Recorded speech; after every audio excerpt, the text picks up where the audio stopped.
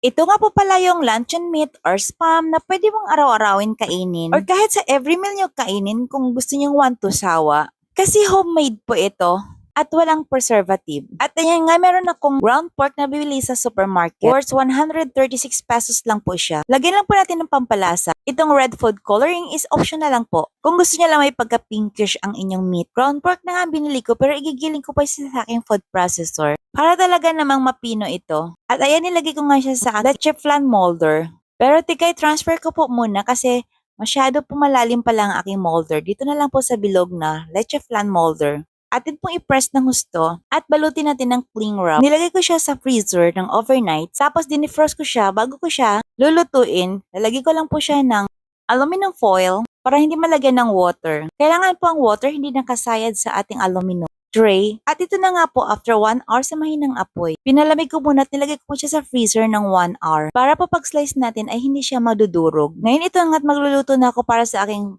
first meal. At ayan, thank you for watching. Follow for more. God bless you po.